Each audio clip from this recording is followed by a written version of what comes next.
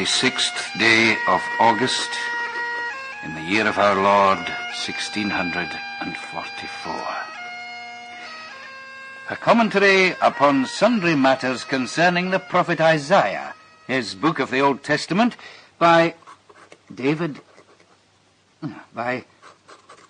Reverend David Semple, minister of the faith in the parish of Woodley in the... Sir? What is it, Isabel? Oh, I'm awful sorry to interrupt your studies, Mr. Semple, but there's old news for up the water. It's Marion Simpson, her that's wife to Richie Smale, Mr. Shillinglaw's herdsman. What over, Isabel? She's been sick this 12 month.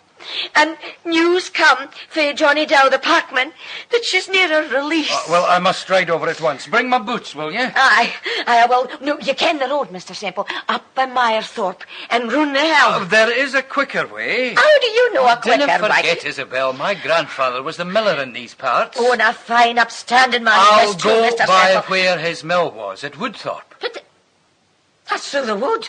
The wood? Aye. Well, you mean the old wood, so? Oh, it's no me that would go through the wood in the night time. Why, Isabel, why? No matter. No matter. But have a care, Mr. Semple. I beg you.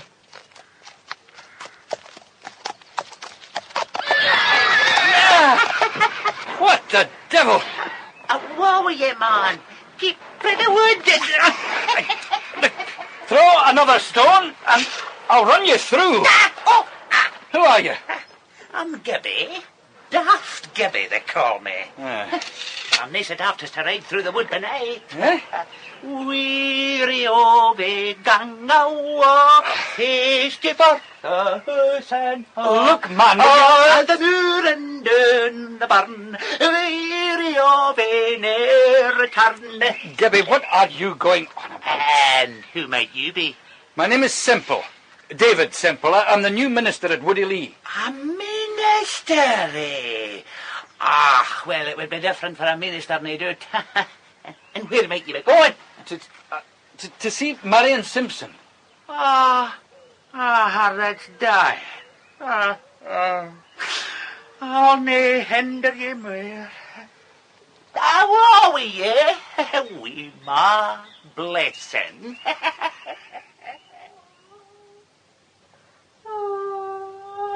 Will you no be quiet, woman? I canna abide the noise of the women folks keening. Richie, it has the authority of the book to it.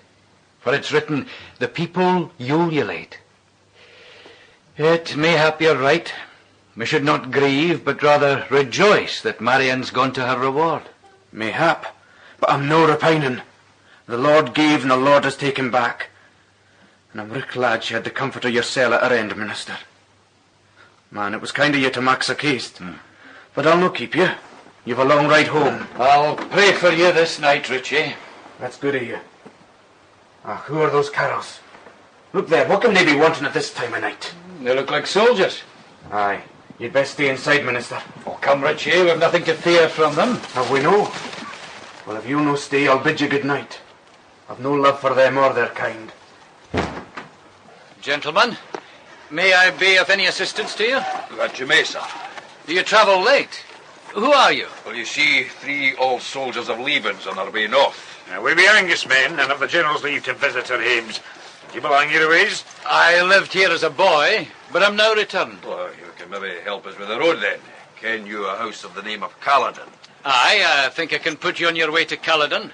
But it's a round ways road, so I'll be your guide myself. Oh, it would not be such a burden on your good nature, sir. The night's fine, and I'm in no haste for my bed. We're beholden to you, sir. My name is Mark Kerr. This is my fellow trooper Sybil and their groom Jamie.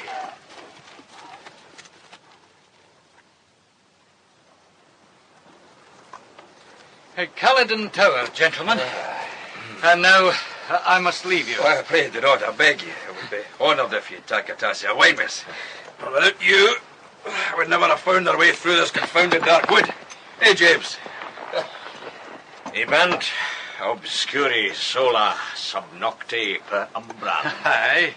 Perque domos ditis vacuas et inania regna. I did not expect to find a scholar in these hills. Nor did I know that Virgil was the common reading of Leaven's men. Who is it? We would speak to Nicholas Hawkshaw. The lair's not here, sir, and there's orders none are to enter. Carry this ring to the Lady Grizzle. If need it will be welcome. Wait, Will, isn't it? My old comrade. Master Kerr! Aye. It's a kind wind that has blown you to Caledon this night. Who have you with you? Oh, just two of my fellows, and this gentleman who has kindly guided us here, Mr. Semple. I'm the new minister at Woody Lee. I did not know you to be a man of the cloth, sir. I've no doubt but you'll be acquainted with our own minister, Mr. Fordyce, sir. He was here with us at supper this very evening. Not as yet, but he dines with me tomorrow. Who is it, Will? At this time of night? 'Tis an old comrade of your uncle's and mine, Mistress Catherine, from the German wars. Mark Kerr. You're welcome, sir, and your companions. Sire. This is our groom, James. This is my companion in arms with Leaven's troopers, William Sibbald. And this gentleman is Mr. Semple, the minister at Woody Lee. You are welcome, all. I'll conduct you to my aunt. Mistress... Yester, sir. My name is Catherine Yester. I'm the laird's niece. Mistress Yester, my thanks, but I'll not stay. My housekeeper was expecting me this hour since, and she'll be afeard ocht's gonna gley with me. I'm sorry, sir. I would I might have had some discourse with you. Your parish is fortunate in its minister. I would all Scotland were as happily served. Good night, Mr. Semple. You must visit us again. Divers among antique scholars learned in Hebrew tongue have disputed concerning the prophet Isaiah whether... Nay, before I commence, I must, in troth, set down my thanks to the Lord for his manifold blessings toward me. Surely my lines are fallen into a goodly place and a pleasant habitation. For he has set me not among strangers, but among friends, where I'm known to many, my grandsire being latterly the miller hereabouts. My soul rejoiceth also in those upright, godly men, my neighbouring ministers, the Reverend Mungo Muirhead of Kirkalla, the Reverend James Fordyce of Caldshaw, the Reverend Ebenezer Proudfoot of Bold, who dine with me this day. You've come among us in brave times, Mr. Semple, and right glad we are to have your young blood and strong arm to aid us in the work of the presbytery. Eh, Mungo? Why, man, Mr. David, that's so. You're a different thing entirely from your predecessor. But look at your table. You've made us a feast of fat things, sir, with your boiled fowls and your moor pouts and then your oat cakes and your fine pewter. Aye, and your good ale. Will you sup some more ale, Mr. Muirhead? Well, Isabel. I've got a rare Abigail and Isabel Veach, Mr. Semple. Aye, that I have, Mr. Muirhead. Mr. Fordyce, another draught? Thank you, sir, but alas, I canna. I'm in behind. My stomach's that poor. The worthy Mr. McMichael never had but bannocks to set before us, you recall, Mr. Fordyce. He was not a rich man, but a pious one, and is now gone to his reward. But he was perhaps our old and feeble to reform this all too sinful parish. Sinful, sir? Sinful? I differ in toto. Woody Lee was aye famous for its godly elders. Is it not Ephraim Caird and Peter Pennycook and good Amos Ritchie? Aye, and what of Andrew Shillinglaw? Well, no doubt, but that the devil walks about like a roaring lion in Woody Lee is in other bits. But there's men of God to resist him. Is there the Spirit of God in the people, sir? That's what I want to get. There's old stories of the wood. The black wood could tell some tales if the trees could talk. Let's forget the whole thing.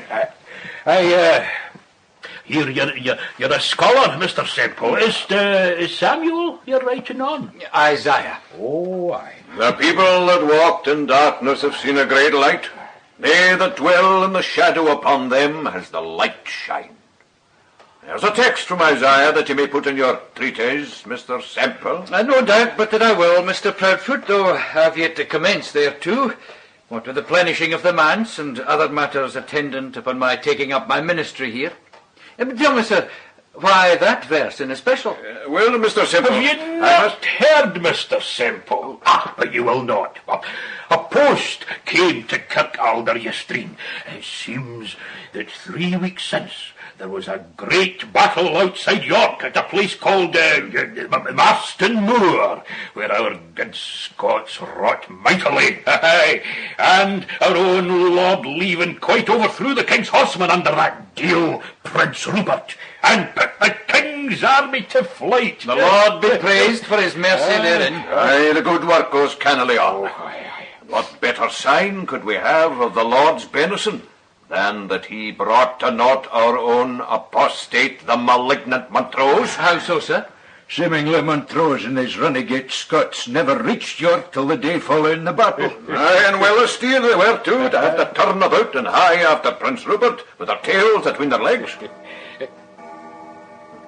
Aye, you've a notable clock there, Mr. David. It was made for my grandfather by John Atchison of Leith. Was it indeed? Aye, well, it tells us the time speeds apace. My thanks for your hospitality, Mr. Semple. We mun away, gentlemen. We've a long road to wend. If we're not to ride through the Black Wood, may you be a pillar of the kirk, as I'm sure you will, Mr. David. May you be a Hezekiah to cleave to the Lord, and to break down the images, to cut down the groves. Good day, sir.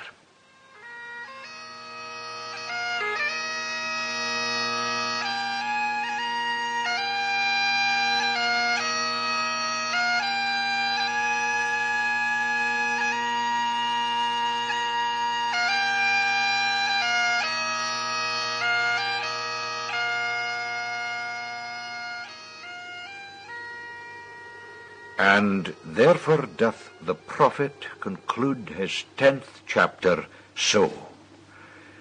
And he shall cut down the thickets of the forest with iron, and Lebanon shall fall by a mighty one. For God, by his omnipotent power at all times, doth take such care for the weal and preservation of his own, that thereby he disappointeth the wicked practices of whosoever seeks to conspire anything against his holy will. What think you, Mr. Fordyce? We have a grand way with words, Mr. Semple. And a wise head and young shoulders. Thank you. Isabel. Sorry to interrupt you, gentlemen, but Amos Ritchie has just left a brace of moorfowl for you, sir. He's been up his garden and sent these by way of thanks for your help with the bear. Thanks, Isabel. He's a good man, is Amos. I must thank him. Oh, aye. I tell you, Isabel, one day Semple on Isaiah will rank with Robert Rollock on Daniel, or maybe even Calvin on the Romans. Well, I'll have to finish it first. I could wish I'd chosen a shorter book, sir, or been less busy this winter. Och, the folk here'd better appreciate the schooling you given their bairns than only tombs you had printed in Edinburgh, sir. And during the great snow, when Mr. Fordyce, Mr. David here was a tour of strength to the whole parishine. You're well loved hereabouts, sir. Good evening to you, gentlemen. Thank you, Isabel. There. Aye, sir, it's been a hard winter for us all. You're the first visitor to get to us for 6 weeks. So, what news do you have from Caledon and the great world? At Caledon, Mistress Grizzle and Mistress Catherine are well, and reminded me that you're invited to the house whenever you will. Yeah. As for the laird, they've heard nothing. He's still away at the wars. Would he be with the forces against Montrose? Aye, mayhap. Either against or with. What's that? Well, you ken that Montrose with his Irish cairns and his Highland cattle-lads has won another great victory. Oh, God have mercy, we must have done some great evil that the Lord lets us be so despoiled. Be that as it may, it seems his unholy triumphs over the godly have so moved Parliament we're to have a national fast. Each parish is granted its own day of denial, with some doughty preacher to lead us in self-examination and repentance. Woody Lee's is to be the first Sabbath in March, you must know. Huh? And the preacher, sir? The chosen vessel is to be our friend, Mr. Proudfoot of Bold. And I don't doubt that he'll fair roast the folk of Woody Lee. Not that there isn't evil in the parish, ye ken, but it's an evil a deal older and viler than Jamie Graham of Montrose and his fellow recusants. You may look to an eternity of torment. You shall be crowded like bricks into a furnace. Oh, what a bed is there! No feathers but fire, no friends but furies, no ease but fetters, no daylight but darkness, no clock to pass away the time, but endless eternity. Fire eternal that ever burns and never dies away.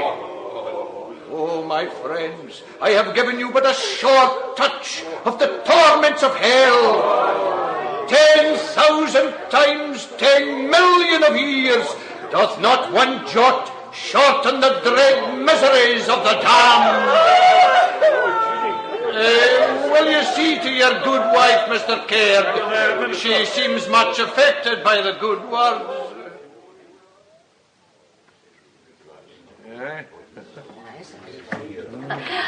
You must be awful dry for the preaching, Mr. Proudfoot.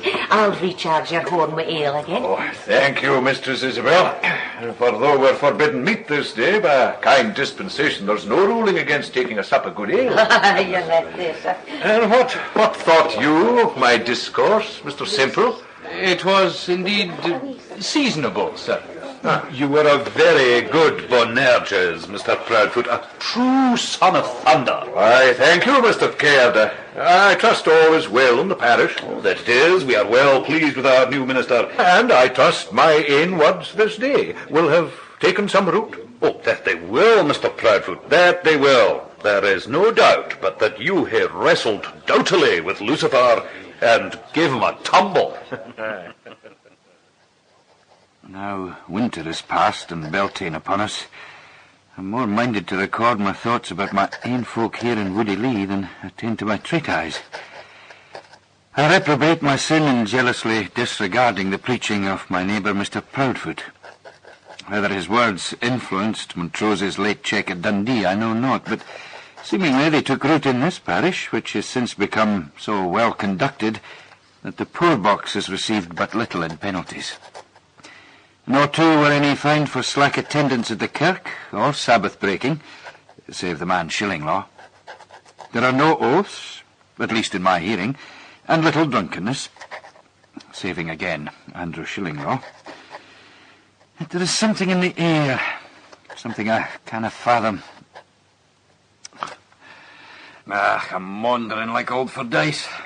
What if tomorrow is the 1st of May? It's a grand fine day. Isabel? Aye, sir? Isabel, I've been too long at my books. I'm off for a walk to clear my head. Oh, you're wise to go for a donor in the Callery, and Mr. David, you've had a sair winter, and your face is like a disclute. I'll watch the hill and ratch your legs. It's in the wood I thought of walking. Oh, mercy on us. On Beltane's Inn, Mr. Semple, my father was a bold man, but he wouldn't have stirred a foot into Melon-Udrigal this day, not for a king's ransom. Old wives' tales, That Isabel. they are not. They're the tales of wise men and bold men. You'll not come near the wood. Nothing this day of our days. It's full of bogles and fairlies. Woman, what concern has a servant of God with your heathen fables? Bogles and fairlies, indeed. Think shame to repeat such folly, Isabel. Bogles and fairlies. Man, but it's thick here. No one. But sure, the cowering fools are afeard to come in this far in. Well, my staff is no broken reed, friend Isaiah. I'll trust it. Have at ye, bogle. Full for ye, fairly. That's better. Saul has slain his thousands of bogles, but David, his 10,000s of fairlies. Merciful God, what...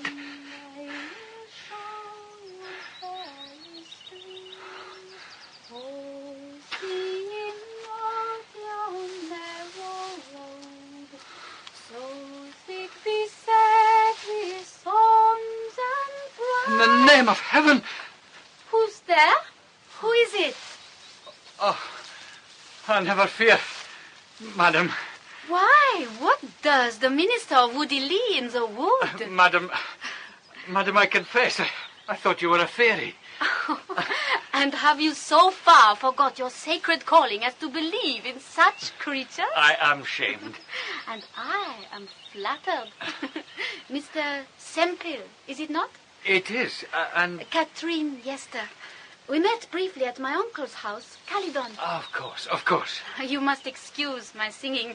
I am learning your country songs from the serving maids. You have not been long in this land? Since June last year. This is my first Scottish spring. I have lived mostly in France since my father died at Lutzen. Ah, so that is why your speech is so strange to my ears. I had not thought it would be so beautiful here. I love this glade with its wild flowers. I have named it Paradise. Is that blasphemous? No, indeed, the word does signify a garden. And yet the people hereabouts have some dread of the wood. Poor old Mr. Fordyce is always muttering darkly about it, but he never will explain. He told me a tale of some devilish altar. Did he? He must mean the stone with letters on. I came across it once. What letters? An I, an O, and an M, as I recall. Iovi Optimo Maximo. Hmm? It is indeed an altar, Mistress Yester, no doubt set up by the Roman legions when they were in these parts. It is dedicated to Jupiter. So, Mr. Fordyce was right. But now I must return, and I will carry you with me.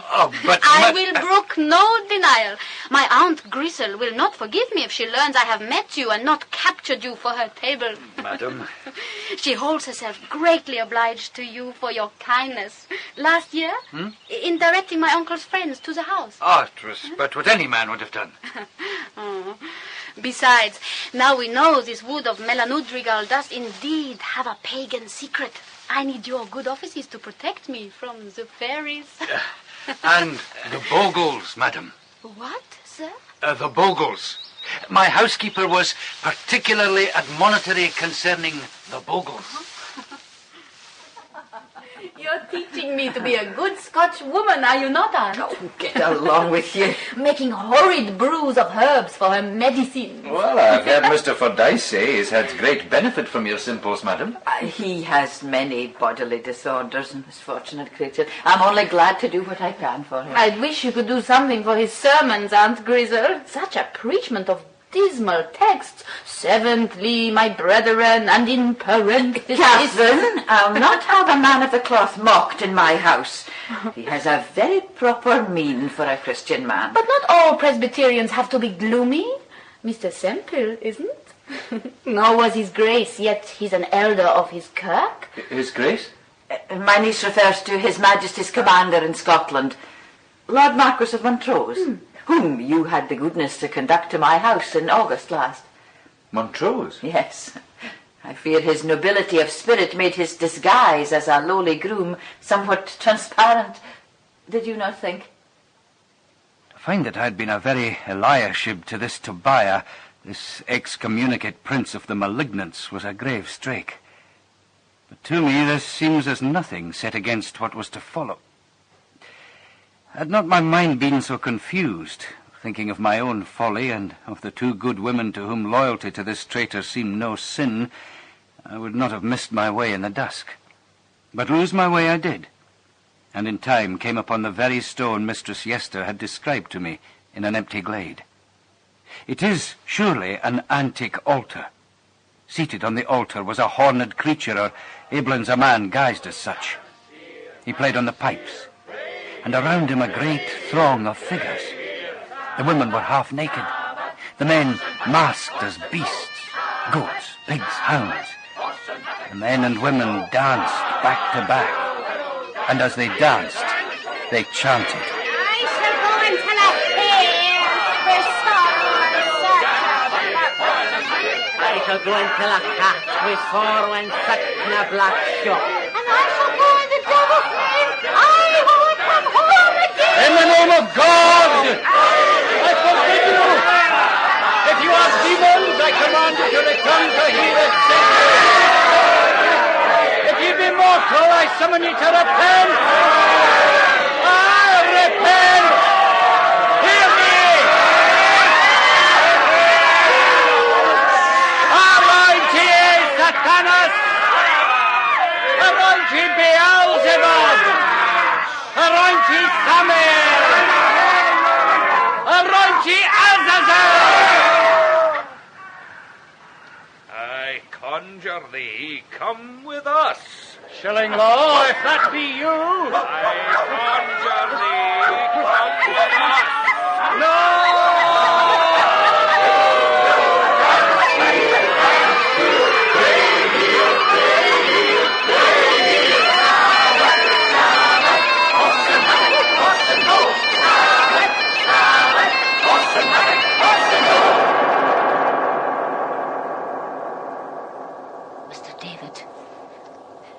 Mr. David, are you awake? Oh, the Lord be thanked. Here's a fine hot drink for you. Thank you. There's no bones broken, and I've dressed your face with a sure salve. How came I home last night? Just when the cloak was chapping 3, I heard steps went by.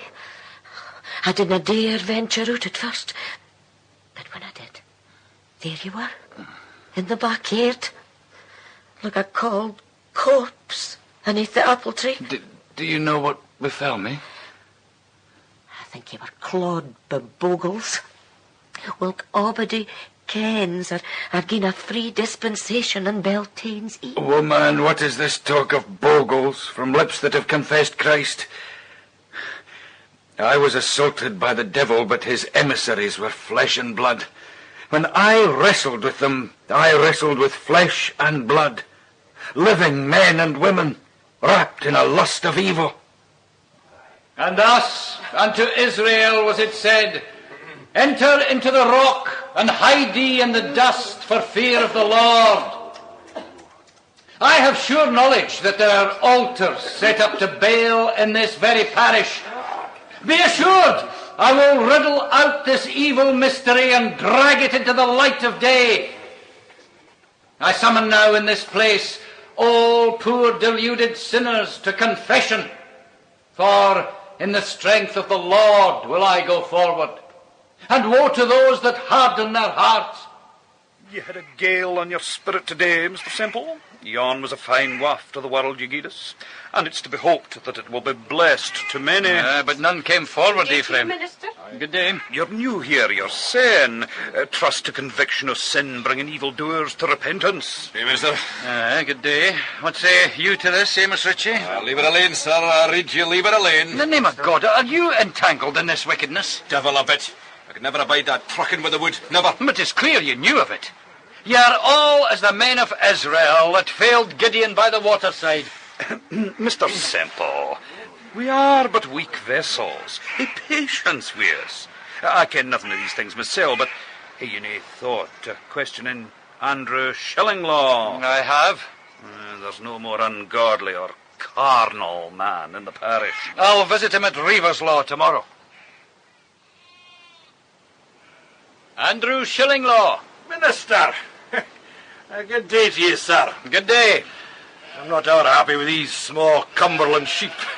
They're fine for the green braes, but they're nae much use for the heather country. What brings you to these tops? To see you, sir. I called at Reaver's Law, but Richie Smale said you were here. Aye. You weren't born in this parish? No. I've been here a dozen years, but I'm an incomer like yourself. Oh, I'm hardly so. I was often here as a laddie.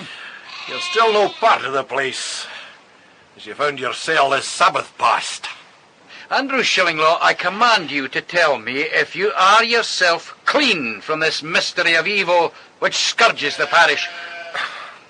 I was drinking at Lucky Weir's the whole time. By midnight I was in no state to walk too well, let alone dance. I stayed the night there. Do you know that Woody Lee is a name of old for witchcraft? And many witches have been ta'en and burnt there.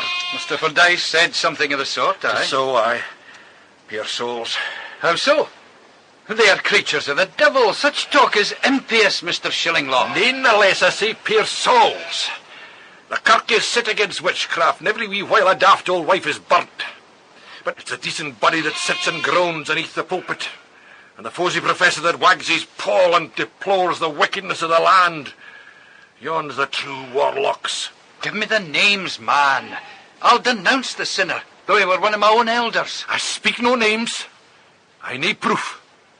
But the next Sabbath is likely at Lammas. We've a 3 month. I'll keep my eyes skint for ye. I'll give you one thought, though. What? Did you no say in your discourse that ye struck the horn fellow playing the pipe? Aye. Ephraim had a fine blue bruise in him in the kirk, and he's a canny piper. Ephraim cared? I'll stand by thee, for I'll not see a good man beating a good cause. There's my hand on it. Thank you, sir. I will, of course, raise the matter at the next presbytery meeting with my brother ministers. Will you so? Well, good luck to you, man. Walk on Israel! Gentlemen, your wrath is just, but it is unguided. I pray you, before we break bread, let us give thought as to what this presbytery may do in the face of the bitter reverses we have suffered at the hands of the malignant Montrose. Mr. Fordyce. Aye, Mr. Muirhead. How say you we may halt this mailed Amalekite afore all Israel runs red with the blood of our saints, frae Dan to Beersheba? We could maybe write to Parliament asking them to haste David Leslie and his men back frae England. Do you know think? Aye. I agreed, Mr. Proudfoot. It gladdens me, Mr. Muirhead, to hear ye pronounce that word, agreed. For our earlier dissensions did but give comfort to the Lord's enemies. Let Israel dwell in unity, I say, for a house divided shall not stand. A word in season indeed. And now let us go. Mr. Muirhead, after we have dined, shall the presbytery discuss the matter of Woody Lee? No, sir, it will not. But it is most important. David, I applaud zeal in a young minister. But heard ye not the wise words of Mr. Proudfoot of Bold? You've set the whole parish of Woodley by the lugs with your wanton accusations. This is no time to sow confusion among God's people when the very temple is threatened. Mr. Muirhead. I say no. Now, if you'll excuse me.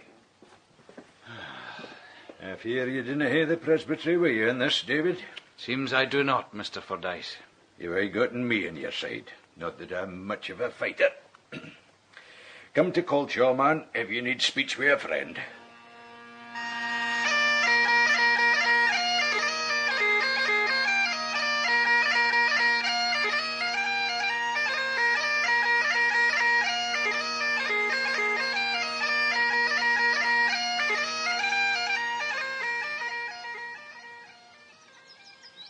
Mistress Katrine.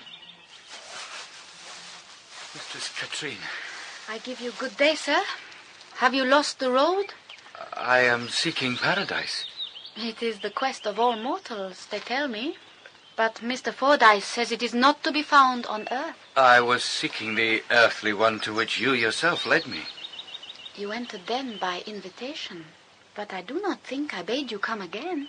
Then I beg for admission, mistress. I have sore need of paradise. I have not been to your kirk, but they tell me that you are scorching the soul of your folk with your terrors. Oh, would to God I could scare them into salvation. Oh, such a fury indeed to talk so. I have been in dire straits, Mistress Katrine, for I came again to find paradise, but stumbled into hell. Aye, Mr. Fordyce told me something of your troubles. You look older and sadder. What is this witchcraft? I cannot tell. save that it is the nethermost works of darkness, and it has seduced the hearts of my unhappy people. There is but one in the village will stand by me, and I have no other friend save Mr. Fordyce. Nay, you have one other. You have me for a friend, and you have this green wood for a sanctuary. You give me such ease from my pain. Yet when I came here just now, you were so cool towards me, I thought I'd given some offence. Oh, David, I have a new song from my maid. 'Tis but a foolish thing, but will it please you to hear it? Aye, madam, it would. Greatly. There's comfort for the comfortless, and honey for the bee, and there's none for me but you, my love, and there's none for you but me, and there's none for you but me, my love. Mr. David. Mr. David? What is it, Isabel? Andrew Shillinglow's here. Is this you summoned him on account of his Sabbath breaking? What? Oh, aye. Aye. Come into my study, Andrew. Aye. This is a very grave matter and most grievous in the sight of the Lord. Aye. Mr. Simple, nae doubt but it is. Sit yourself down, sir. Thank you, Isabel. Aye, sir. What brings you here, Andrew? Aye. You have news? Maybe. It seems Caird's wife's a notable hen wife. She's a red cockerel. There's no other like her in this countryside. What has this to do with our business? You'll see. But do you know if there's to be a Sabbath at the Covenant Lammas? Oh, aye, that's certain. I heard them speak with it Lucky Weirs when they thought I was a dwam with the ale. And that night, you and I must take to the wood to observe their devilries. Aye, that we must. I've a hidey hole prepared in the bushes with a glade beyond old stone. The night previous, you'll lie at Reever's Law. Give out you're away visiting. That'll lull them, but you can watch all. Aye. Nae doubt you'll see. And you? I got this wee bottle from a horse dealer in Carlisle. Smell it. Oh. What do you think, eh? Oh, it's a powerful, strange smell. I never smelled the like. It's what they call a drawing oil. Oil of henny seed. I'll wager there's not a phial of the same between here and Embro. And once that's on you, it's a deal to get rid of. So what's your purpose? Anyone I empty it on is sure to reek with the next day. And it's my intention to anoint that killworm with a piper with it. And afore you ask how I'll get close enough, I've aught else to show you. Here in my satchel. Oh, merciful God. It's a fine mask, is it no? It's a terrible pity the old Reever's Law billy goat had to die for the making of it. I'll bide in cover with you. And then when the folk are half demented, I'll slip it on and join with them till I'm near that piper. Andrew, have a care how you tamper with this accursed thing. Beware the power of Satan, my friend. I've seen now much of the world to take such lightly, minister. But the good Lord will be looking down that night as ever. He'll care our purpose to be just. My oath on it, Mr. Simple. Samael, Goliath, Is this what we saw last time, Davy? No, it's more solemn, maybe. Evelyn's what you would clap their high mass.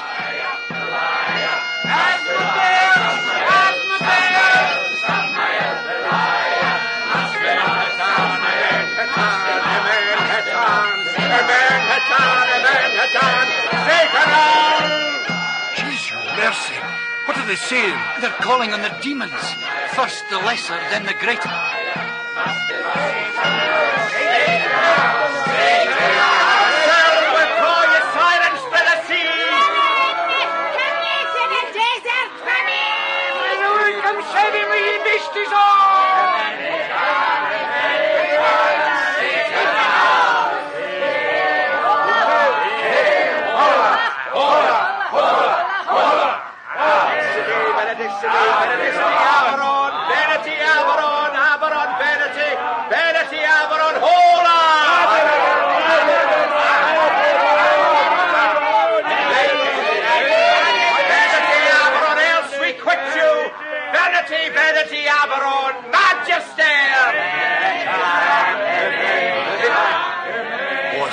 Aberon they're after. It is the devil incarnate they're summoning. I think myself he'll come for your own parcel of livers. Look now. The cockerel. I thought so. That's it. The sacrifice. Do you recognise any of the women folk? Some of them, yes.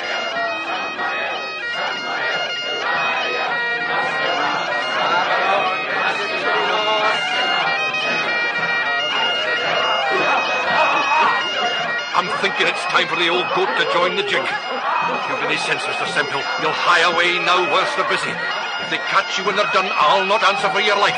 Not after last time, you ken. You're right, I suppose, but... I ken well, Mr. Minister. I know myself to be a sinner, and there are many a door and window where the devil can break into my soul. But this Daffin's day one. A warrior, you man. I'll see you at Reaver's Law. And when you get there, hear a prayer, will you, for me?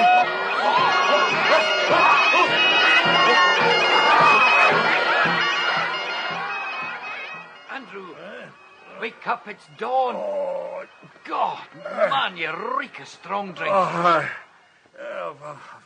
swallowed the better part of a bottle of Usquiball. I was back at 4 and I couldn't sleep. I was that wretched. So, you drank instead? Dinna condemn me, man. I never thought to see you more. I was fair wud with terror. You were right, though, about the power. Saw ye the foul thief? I saw yin in his image. And I got a drop of that sacrificial blood. And I danced till I was as mad as the rest. May God forgive me. Oh, what of the mask? The goat mask? I'm burnt it. The reek of the pit was in it. Oh, so we've failed in our enterprise. Failed? Not failed. Look here. Look here, my wee bottle of Hennessy's empty. We must get Ephraim Cairds. There's very more. You're in no state to go anywhere. You'd best sleep. I'll go there. You sleep, man. You've done well. Mistress Caird? Oh, Minister. Oh, what brings you here? I heard you was visiting your cousin at New Biggin. Would you call Ephraim for me? He's no here. Oh, I'm sorry, Mr. Semple. He's up at Kirkcallar with Mr. Muirhead about some presbytery matters. Strange. I know nothing of this. What are you burning? Just some old cunts. There's a mighty queer smell about them. It's something my man was dosing the sheep with. I dinna ken where he got it. I think it was Mistress Grizzle at Culloden. I was wanting to ask you, you had a braw red cockerel the last time I was here. Aye? Well, Isabel's just bought some pullets. Could we have the lending of him to put him to them? Oh, God love you, sir. Oh, he'd been no good to you. He was way past any such thing. Why, he went into the pot not 2 days ago, and it took me 3 hours to boil him. You're welcome to some of the broth, if you will. Mr. Semple. Mistress Caird. Mr. Muirhead. What can I do for you, sir? I was riding through these parts and I resolved to call on Ephraim. There's a matter I wish to discuss with him. I thought he was with you, sir. Mr. Semple, I've just been to the man seeking you. Isabel assured me you were in... New Biggin, just so. Have you heard the news from England? No, sir. The Lord has granted our English allies another great victory over the Man of Blood in Northamptonshire at a borough called Naseby. Would we were so fortunate in Scotland. Nay, man, be of good cheer.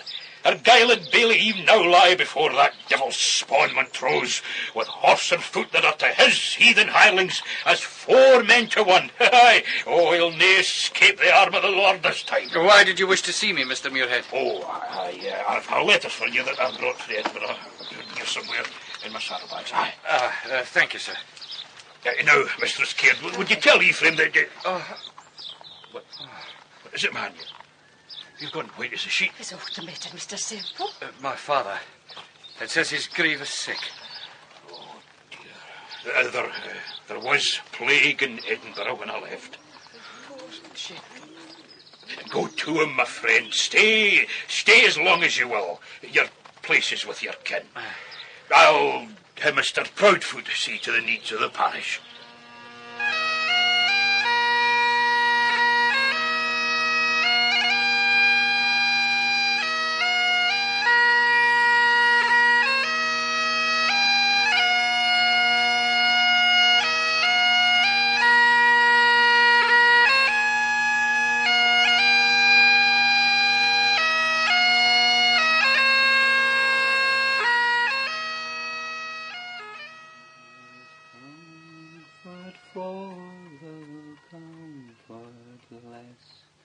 and honey for the bee, and there's none for me. 2 o'clock of a cold morning, and not well. Since that I can neither sleep nor concentrate my thoughts to theological explication, I will write of other matters. In primis, it exceeds now a month since I put my hand to aught save lawyers' papers, which time I spent in Edinburgh City. My father died of the pestilence on the 12th day of August.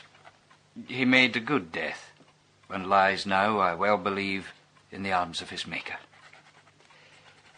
Secundus, that same day, Montrose, now made the King's Captain General, routed Argyll and Bailey at Kilsyth, with a loss to the godly of 6,000 dead. Glasgow is fallen to him, and Edinburgh, too, seemed in like case. Tertius, I saw there Mr. Muirhead, who, with great reluctance, allowed that my accusations against my parishioners will be heard at the next presbytery meeting, though I much doubt such will be held, since the Vale of Aller is become a field of campaign between the Marquess and the forces of David Leslie, new come from England. Hello? Hello?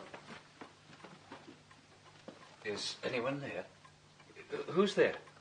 One who comes per incertam lunam subluce maligna. Ubi caelum conditit umbra Jupiter. Et rebus nox absturat atra colorem. Then it is you. Will the scholarly minister of Woody Lee open his door to a misfortunate soldier? My Lord Marquess. It was rumoured that another had replaced you. I had to be sure. I have but been in Edinburgh for a month. Where I had hoped to be by now. And what brings you to my poor manse when Caledon is so nigh? Caledon is no port for me or mine in this storm.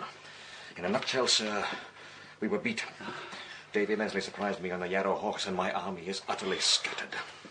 Which I doubt not gladdens you. Sir. Nay, man, I know you to be of the opposite faction. That's why I'm here. By morning, Davy himself will be knocking at Caledon's door. But you... My lord, I cannot shelter you. Not me, man. My companion. I believe you a faithful minister of Christ, whose custom ever was to do good to his enemies. He's wounded. The leg's broken, and there are other hurts. I cannot say, but he may enter my house. Bring him over. My lord. Oh, my God. Have a care. I'll wait outside. My lord. Yeah, you recognize him? The gentleman who... Exactly. Mark Kerr, whose servant I was. Will you shelter him? It is a heavy charge, my lord.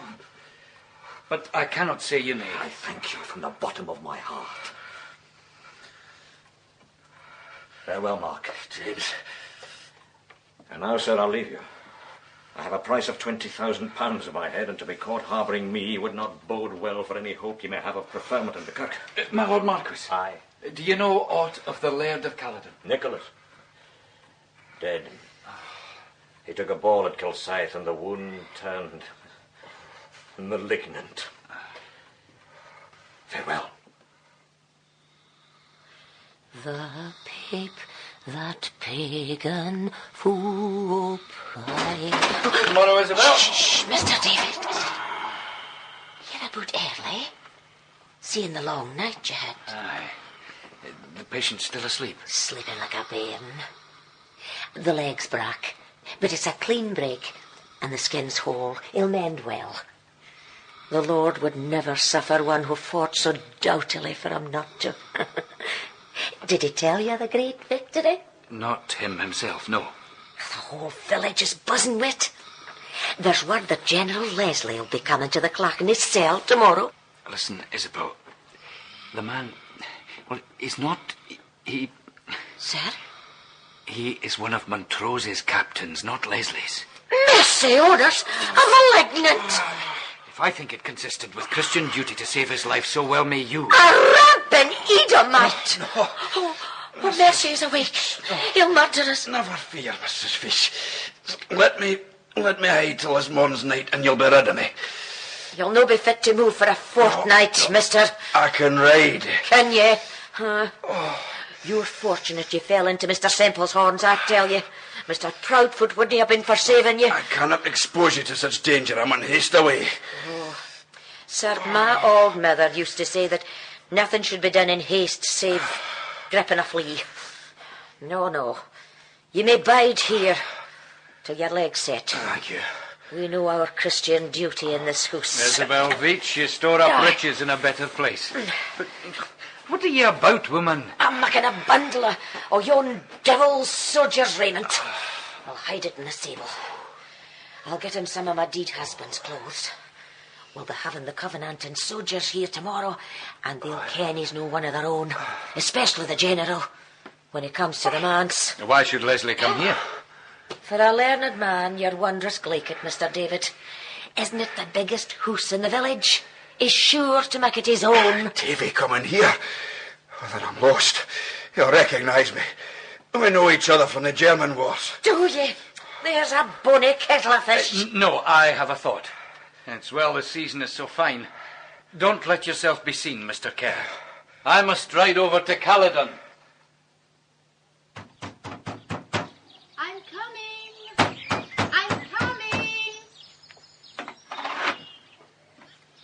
David. Mistress Katrine, are you the gatekeeper? Will and the others have gone off while Leslie's troopers are here. Soldiers here? We must talk privately. Can you come out? I can. What is it? Montrose was at my house yestreen. The Lord Marquis? But what He how? left a wounded comrade with a broken leg. Mark Kerr, one of the men with him here last year. Colonel Kerr. He is the Marquis's most familiar friend. We must hide him. He cannot stay here. The house is full of his enemies. No, not here. I was thinking of... Paradise, of course, yes. It must be done this night. I will contrive to bring him secretly out of the village after sunset. He can sit a horse. Can you find canvas for covering, food, bedding, and other necessaries, and smuggle them to the wood during the day? I can, with all my heart.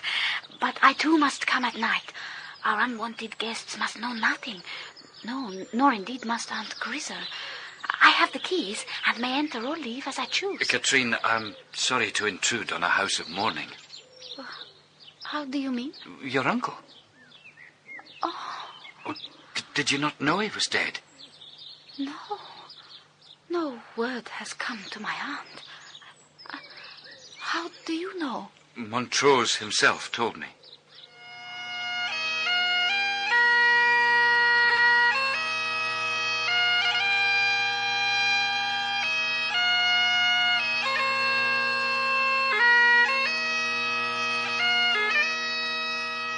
It lacks but a day to 2 months since we brought Colonel Kerr to his abode in the wood.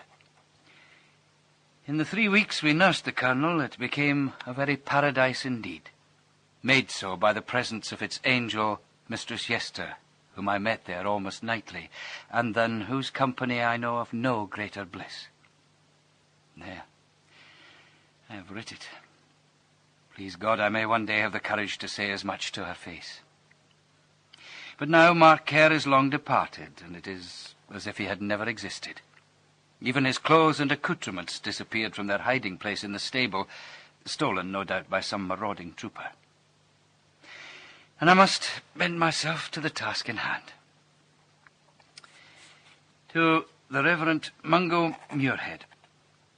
Sir, in response to your request that in the absence of a presbytery meeting I attend you and Mr. Proudfoot at Kirkalla to make good my charges against Ephraim Caird and others, I am happy to comply. These presents signify. Mr. Semple, you have brought grave charges in these papers which you've sent me. Will you repeat before us the names of those you accuse? I myself recognized certain women to whom I can swear on my oath. These were Jean Morrison and her daughter Jess, old Alison Geddy, Eppie Lauder, the widow of Wat Lauder, and Bessie Todd. In addition, there's the evidence that you've seen against Ephraim Caird. Eppie Lauder? She is the decent widow of a tried Christian, sir. All these women are unknown to me, Mr. Ebenezer, but ye and I both have known Ephraim many a year. I've called him here that he may speak for himself. Ephraim Caird, as you will answer to your God, I ask you, where were you in the mirk of Lammas Eve? Where should I be, Mr. Muirhead, but in my bed? I get to it early, for I had a long day with the hog lamb. You know that is a lie, Ephraim Caird. Mr. Sempill, it is not your place. You were in the wood. You know you were, likewise at Beltane, piping and dancing away your miserable soul to the devil. Your evidence, sir. My ain eyes, Mr. Proudfoot. And I answer you, Mr. Semple, in the words of the psalmist. They opened their mouth wide against me and said, Aha, our eye hath seen it. Before God, if you utter such blasphemies, I will strike you down. Mr. Semple, be seated. I will not. I command your silence. Very well. You have read my case. I have, and I find it a very weak one.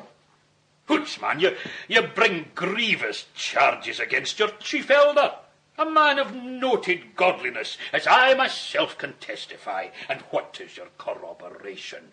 The man Andrew Shillinglaw's evidence. Whom you admit was engaged in the wrongdoing, and who is withal a noted wine-bibber and Sabbath breaker. You might just as well have called Daft Gibby, Mr. Semple. Here is not evidence to hang a messin' dog. Away with you, sir, and let's hear no more on it. There is, however, another purpose in my calling yourself and Mr. Caird here. A ditty in which you yourself are named. What is the charge? It is twofold. That Mr. Caird is among the delatants, and it is only right that he should bring their complaint.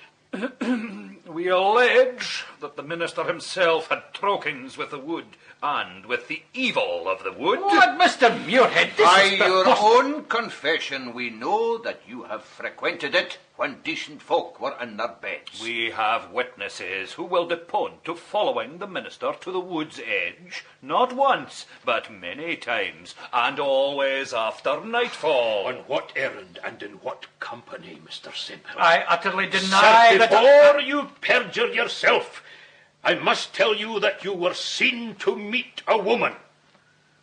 A fine report on a minister of God, sir, and it will take some reading up. My movements were wholly innocent and can be simply explained. I hope so, Mr. Semple, but there is a second matter you must also explain, and its gravamen is heavier, seeing that it alleges an offence both against the will of God and the governance of this land, Ephraim. On the 26th day of September in this year of grace, I discovered in the bulks of the stable of the manse at Woody Lee, atween the hatch and the wall... And what in the devil's name were you doing snooping in my stable, Caird? The question is not pertinent. Continue. I discovered these. To wit, the clothing and appurtenances of a soldier. And what of it?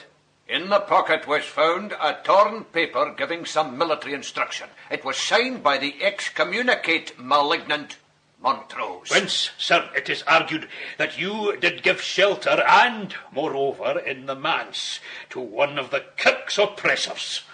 What say you? I say that it is true. Have you no notion, have you no glimmering of what you've done? You've loosed on the world a malefactor, a slayer and despoiler of God's people. In so doing, I obeyed God's word and my own conscience. Your conscience, sir? You would set up your own fallible judgment against the resolved opinion of the whole Kirk? I am a minister of Christ first, and the Kirk second. This is heresy. Aye, you've heresy in you as well as recalcitrance. This is presbytery business, Mr. Muirhead. Aye. Mr. Semple, the complaint must go forward. Meantime, till the presbytery has adjudged it, I forbid you to conduct the ordinances in the kirk at Woody Lee. So I returned and considered all the oppressions that are done under the sun, and behold, the tears of such as were oppressed and they had no comforter. And on the side of their oppressors there was power, but they had no comforter.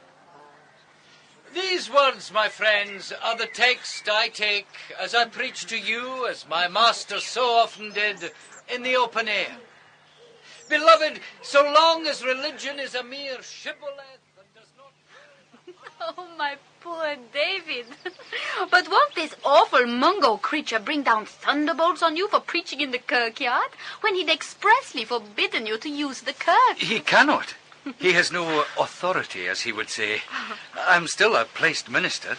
He cannot put an embargo on my speaking elsewhere. Mr. Fordyce said something about the Lord tempering the wind to the shorn lamb. I said I'd abandon his dull sermons at Cold Shore and ride over to hear you, al fresco. You must not mock Mr. Fordyce. He's been a good friend to me in my troubles. And have I not? Truly, you have been a good friend to me. Only I could wish... What, sir? Oh, my dear, I must say it. Katrine, I'm daft in love with you.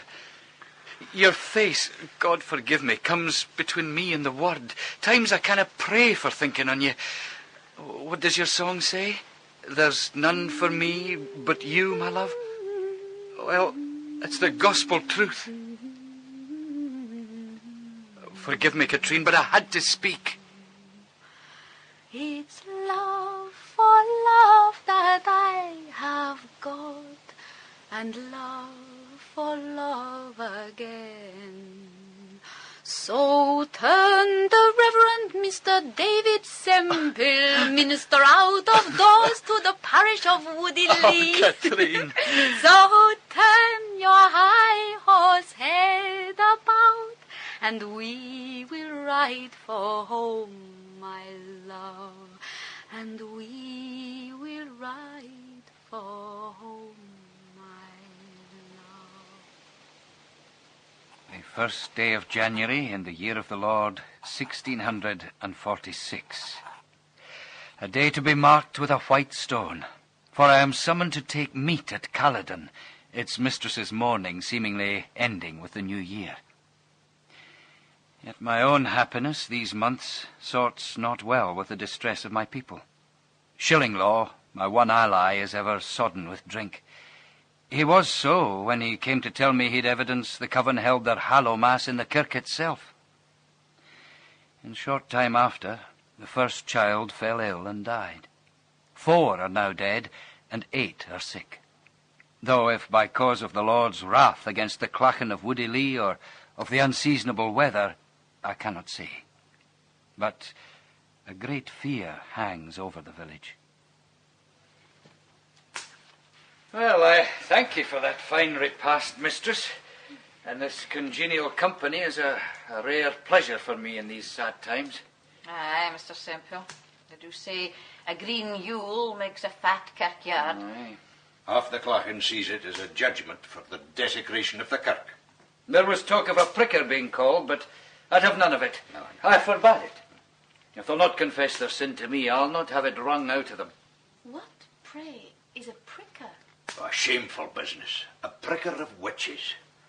One of their tricks is to prick the unfortunates with pins and the like. Oh. If they bleed not, they're cried guilty.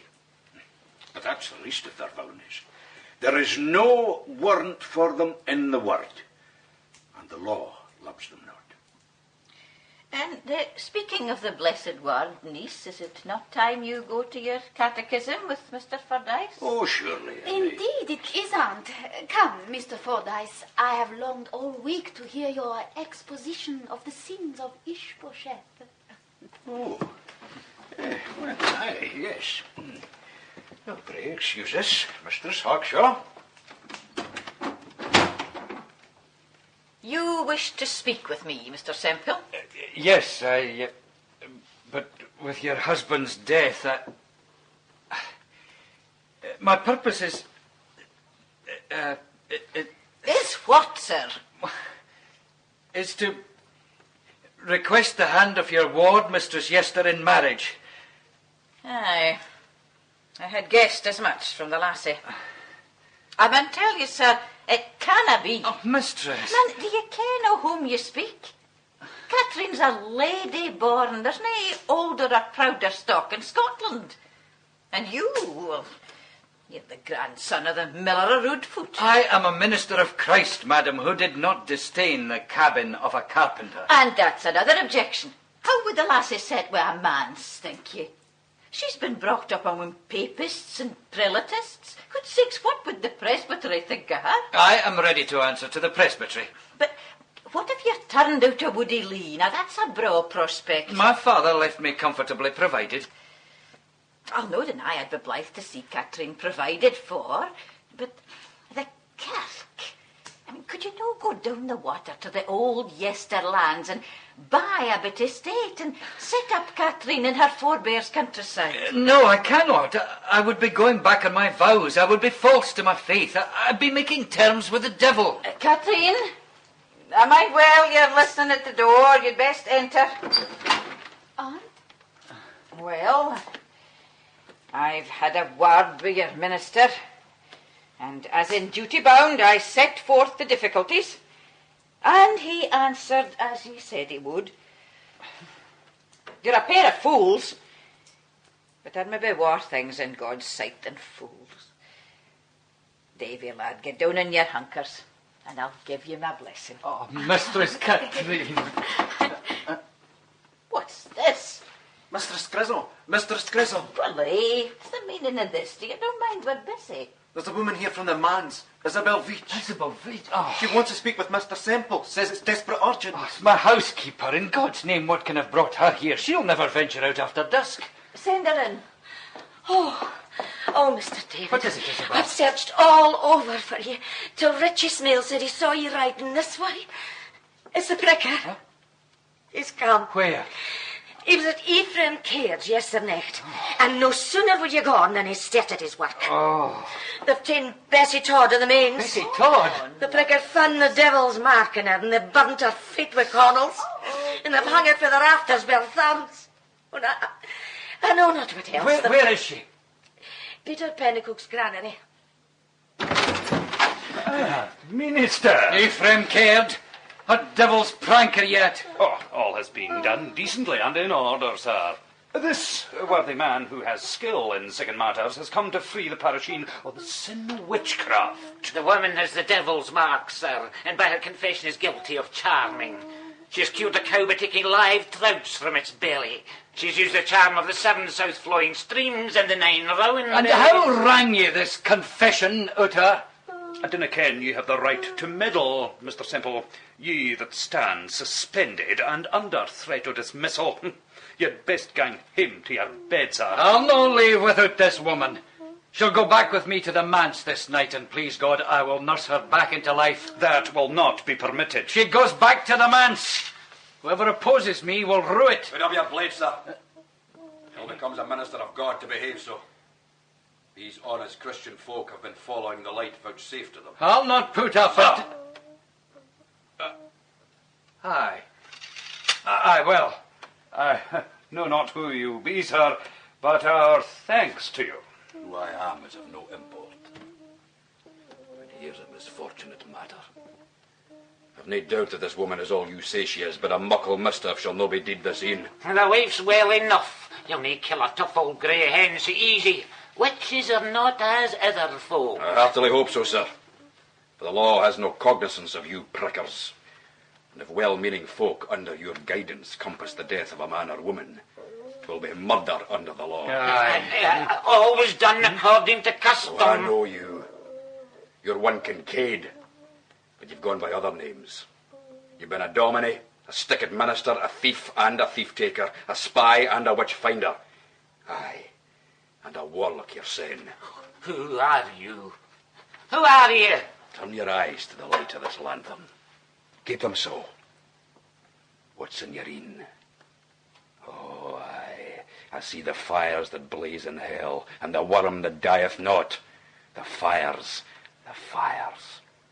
God, Lord God, the blaze of them is kicking through. 'Tis kicking through. I thought so. Now answer me. Was ever word in your draggy mouth that wasn't false as hell? Say I am a liar, like my father the devil afore me. I am a liar. Like my father, the devil afore me. Begone from hence, unclean thing. Stop! No, let him go. He flies to his master. And you as well, for you are tainted also. I protest, I kenna what hellish... Bonny man, will you make trial with me? No. I kenna what spell the deal has given you, but you'll not lay it on me. Oh, no! There's your king devil, Davy. Or I'm much mistaken. Aye, Ephraim cared. My heartfelt thanks to you, Mr. Kerr. But what brings you here? I was hiding out at Carladon when you visited. I thought best you should not know, but when I heard of this matter, I knew of Kincaid of old. But I'm in great haste and need the cover of the dark to travel. Before you go, Mark, will you tell me... What am I about? You may as well know. A forlorn mission atwixt Jamie Graham and the King's Majesty in Oxford, if both Oxford and the King be not fallen into the hands of the bold Oliver. I was going to ask what you did to conjure the pricker. Well, that was simply done. The trick of the eyes I learned from the Tinkers of Hungary. And the pillar of fire was but a wee pinch of Greek powder in the lanthorn. I'm on my way. I'm mighty heartened to learn of your betrothal. It is the only good news I've had this 3 months. You must get this poor creature to the manse, though I'd not give a bodle for her chances. Bessie Todd died that night and was buried decently in the kirkyard. But her death was soon forgotten in the flood tide of death that all but overwhelmed the parish. In January, more children died. Then, in February, Peter Pennycook took sick and died in 8 hours. Alas, his was not an edifying deathbed for so noted a professor. Amos Ritchie's wife, Ally, following, and young Jess Morrison that I'd seen dancing in the wood, and Ritchie Smale. Then it was Andrew Shillinglaw fled the parish.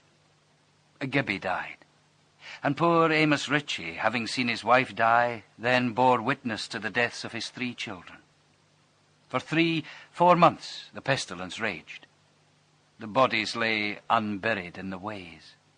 I cried often on God, but thought as often of Katrine. Until one evening in May. Away home with you, my lady. Away home.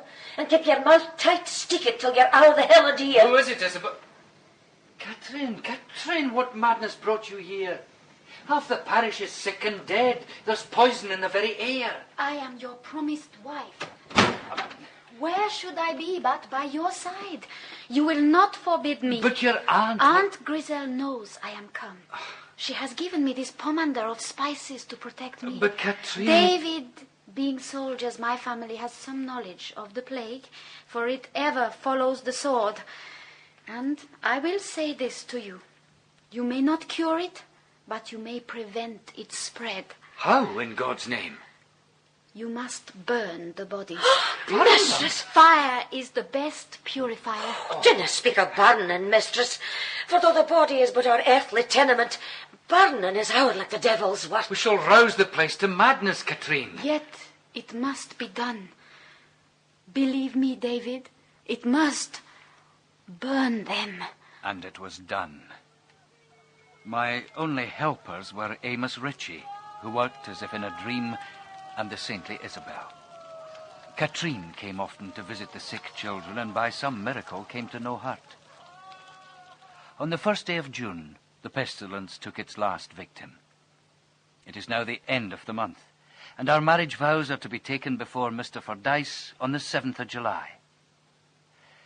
5 days after, I am summoned before the presbytery to answer my accusers, which ought verily to fill me with trepidation, but which seems of little consequence beside those horrors through which we have lately passed, and the bliss in prospect. This day are to dine here at the manse for the first time my own beloved Katrine, her good aunt, and another friend, whose name Katrine will not tell me, but can only be Mark Kerr. Isabel has been about her baking and broiling 2 whole days, and not a piece of pewter but isn't scoured twice over. Mr. David, oh mercy on us, they're here. Lord, there's 4 of them. The ladies are riding pillion to 2 gentlemen. There's 2 of them, sir? What matter if there are, Isabel? You've enough provender here for the feeding of the 5,000. You were right, sir. It is Mr. Mark Kerr. But who the other one is, I dinna ken. Mark. David. Mistress Hawkshaw. Katrine, my dearest. David. Oh, David. Now, we'll have none of your French gallantry here, mistress. Such was not the way in our day, hey, good wife Isabel? Will you please to enter, sirs? Ladies. Aye, enter. Good day to you, Mr. Semple. My Lord Marquis, we're honoured, but how are you here so openly? Tis such a tale as I would Will you fain... take wine, my lady? Wine? No. I've heard that well of your good ale, mistress. I'll taste a tass of that. Yeah. Oh, man, Davy, you're looking down, gosh. You look like a ghost. He has done the work of 10 men these many months, aunt. And yourself, lassie. See what you had done to my bairns, sir. Just fair broke with riding the roads and tending the riff-raff of Woody Lee, and the whole parish not worth a hair in her head. You take a sip of the red wine, girl. It'll thicken your blood. I will. My lady. Thank you, Isabel. Well, Mark, you're back to full health? Oh, I'm not David. Well, man, you're naught but skin and bone. Wine, my lord.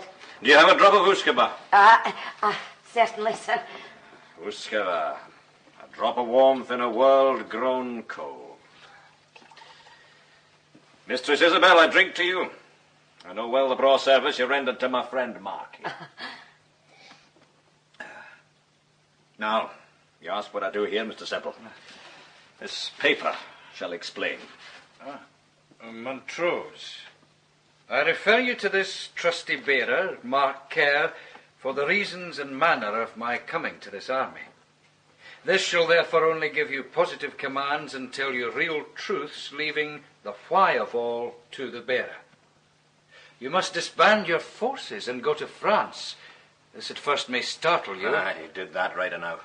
But you shall always find me your most assured, constant, real, faithful friend, Charles Rex. Coming to this army? What army? The army of Sir David Leslie at Newcastle, to which His Majesty has surrendered his person. I carried the letter under safe conduct. And I ride now to Angus to surrender my sword to your Major General John Middleton of County. Dinna fash yourself, Jamie. The world knows you've done all a body could and more. Come, man. You've toasted one good woman. I'll give you another. Mistress Katrine Yester. Oh, I cannot play. You should not. You... Oh, My lady, my are you unwell? Katrine! Oh, David. The Uskaba, Mistress Isabel. Aye. Poor lassie. Dinna ye fear, Davy. Here, my pretty. It is nothing. She's not sick, are ye? Just weary with our heavy task. A long lie in her bed'll soon put her right. That it will. And a change in the weather. This day, the 7th in July, 1646, which was to have seen my nuptials, has become the most melancholy that ever happened to me. This morning, at about 20 minutes after 11, it pleased Almighty God to take to himself my betrothed, Katrine Yester of Caledon, after lying sick of the pestilence 7 days. Her soul is passed into that rest where the body of Jesus and the souls of the saints are. She was a bundle of myrrh, a bundle of sweetness, as a box of sweet ointment which is now broken. Oh Lord, I rejoice that I had such a present for thee. My poor David, what can I say to you? Save that she was made in the image of her Maker and is now gone to meet him. Aye. You'll not now be going to the presbytery, will you? If you'll give me your papers, I'll do what I can for you, weak vessel though I am. No, I shall go. But before that, I must see her buried. She'll lie in the part of the greenwood which was her own, the place she called paradise. So she would have wished. All earth is hallowed which receives Christian dust. I can see no objection. But, man, If you will go to face the presbytery, we must take thought to your defence, for they'll set a power of pharisaical sophistry again you if I know aught of them. I'll put up a fight, Mr. Fordyce, but I fear it is a foregone conclusion. What for? The presbytery of our, in the name of Jesus Christ, the sole King and head of the church, and by the power committed by him to them, did and hereby do summarily excommunicate David Semple, at present residing in the parish of Woodley, and do hereby enjoin all the faithful to shun all dealings with him, as they would not be found to harden him in his sins, and so to partake with him in his judgments. To the Reverend Mr. James Fordyce. It is of great regret to me that I could not meet with you ere I quit Woody Lee, but I was told you were sick of a flux and could admit no visitors. I doubt not that your sickness was much occasioned by the strain of your Herculean defence of my cause at the presbytery meeting, for the which, though it fell on stony ground, I shall be ever grateful. This missive has several purposes, though the expression of my sincere thanks is the chief. I have left with Isabel Veitch, who you must know now lodges with Dame Grizzle at Caledon, my papers on Isaiah. I beg you to have them. I have also left with Isabel my works of Hebrew scholarship, including the Lexicon of Bambergius. Pray accept them in token of the esteem I bear you. The final purpose of my writing to you is to acquaint you with a curious occurrence which attended my return from the presbytery meeting. Passing by the wood, I entered it to visit Katrine's grave and Aiblins to commune with her. The night was dark, a great wind blew, and I came nigh to the glade with the pagan altar. There I espied a figure in the attitude, I can only say, of devotion. Ephraim Caird, what do you do here in God's name? Mr. Semple, get you hence. Get you hence. There are powers here greater than you ken of. Say you so? Aye, I do. Ye who meddle with second things. Are you no destroyed quite? Excommunicate, your paramour dead, your grand chevalier thrown into exile. Think you such things came about by chance? Have a care, Ephraim. You totter on the brink of the pit. I defy you. 'Tis not me you defy, man, but a greater far. Pshaw. Here in this temple I have the strength of 10. I could strike you dead if I were minded. Why do you not do so then? Come on, man! Repent! Your sin is proven and acknowledged. You hate me? I have never hated you. I love you so dearly I would save your soul. I say to you, if the Lord be God, follow him. But if Baal, then follow him. No man may serve two masters. Renounce Christ or renounce Satan. Adorne! Renounce your master, here in his own temple. Say after me, I abhor and reject the devil and all his works, and I fling myself upon the mercy of God. I abhor... I beg ye in the bowels of Christ, repent! It's too late! They come, the dogs, the red dogs!